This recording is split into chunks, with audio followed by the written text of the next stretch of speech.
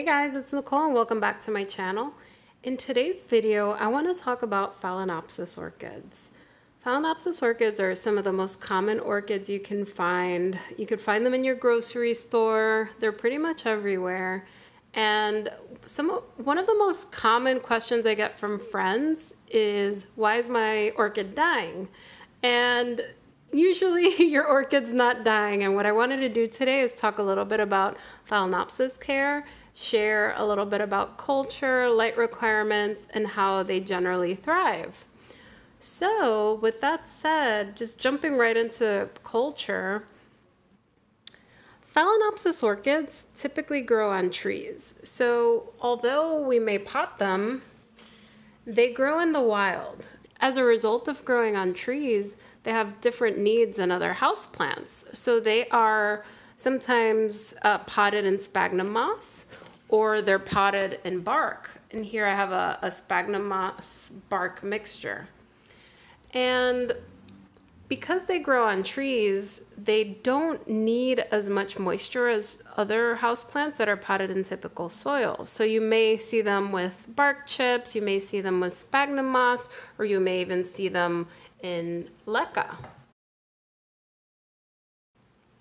So given that they grow on trees, you don't want to give them a medium that's going to suffocate their roots, which is why, depending on your environment, you may choose to pot them up in bark where there's lots of air.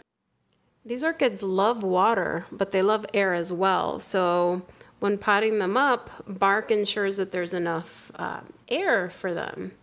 Now, when you water them, typically what you'll do is you'll soak them through in your sink, run water right through the pot. Usually you want a pot with like slits or drainage holes. In this case, we have slits.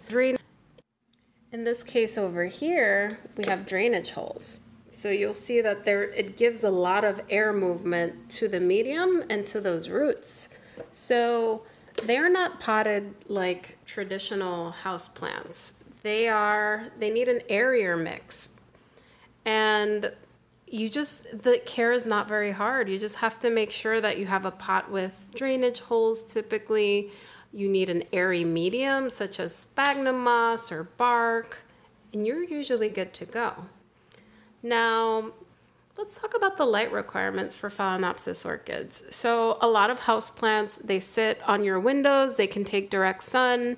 Phalaenopsis orchids are low light orchids, so they need indirect light. Phalaenopsis in the wild are usually shaded by trees, so they get dappled indirect light because they're usually on those trees and they're protected. So direct scorching sun is not very good for these leaves. So if you're going to put these orchids in a bright spot with direct sun, you want to make sure that there's a curtain, just to make sure that these orchids don't get burned.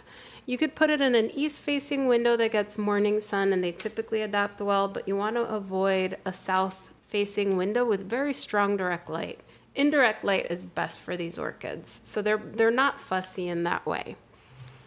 In terms of feeding and watering, you want to drench your pot. You want water to run through the pot.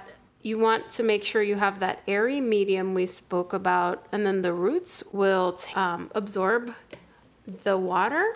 And you also want them to absorb nutrients. So I usually fertilize my orchids every week. So I dilute the fertilizer so that they're constantly getting fed, just like they would in the wild. When they're on trees, they're usually getting rainwater and they're getting decomposing leaves and different things in the wild. So I usually dilute my fertilizer.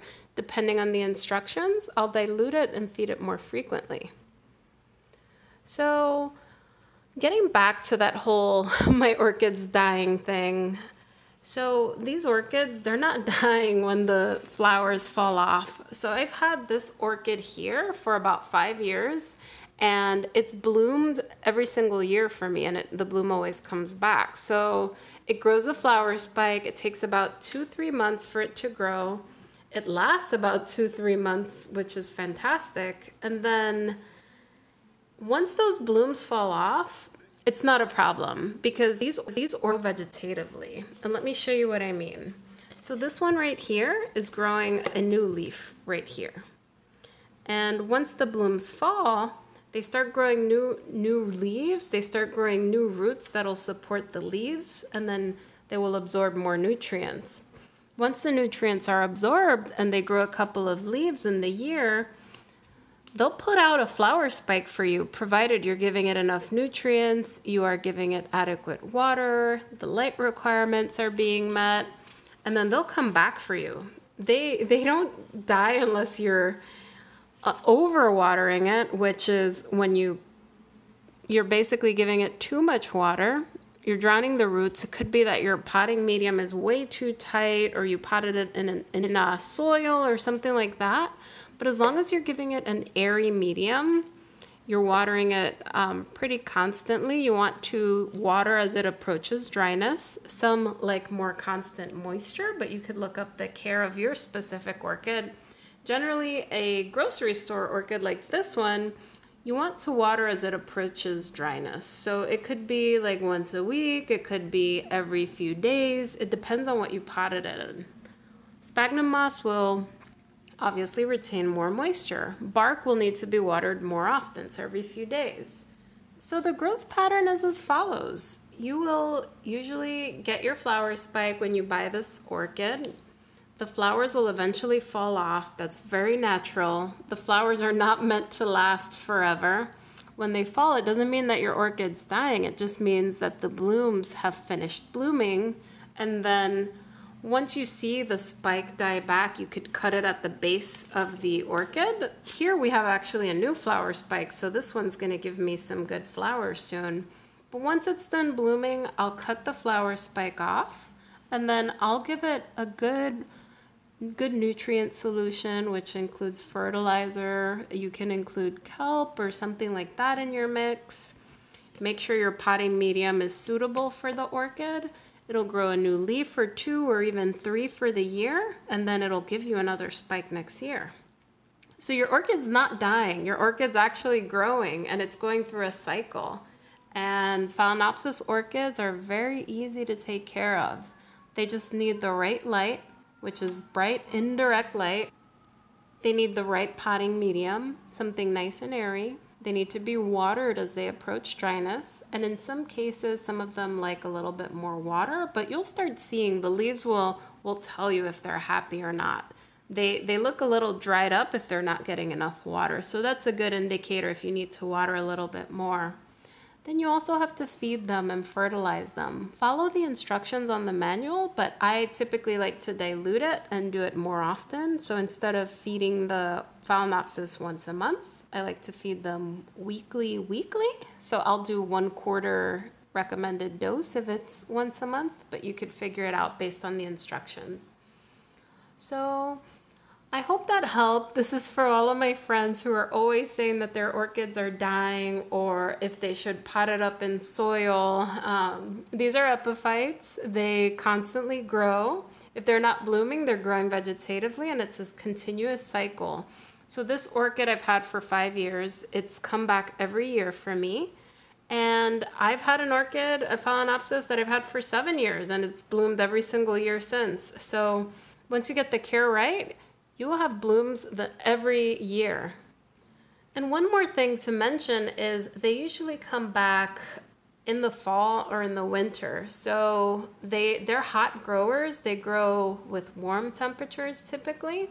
But when the temperatures start going down, say you have these orchids near a window, they start feeling that cool temperature, and that's sort of the trigger right there to start setting the spikes and the blooms. They will initiate a flower spike once they start sensing that the temperature has gone down. So you want to give it a 10 to 15 degree differential at night during the fall or winter, and that's when they'll start setting those spikes and blooming. So I hope this helped. With the proper care, you get your blooms every single year. And with the proper care, you'll get blooms every single year. So I hope this helped, guys. Thanks again for watching, and I'll catch you soon. Bye.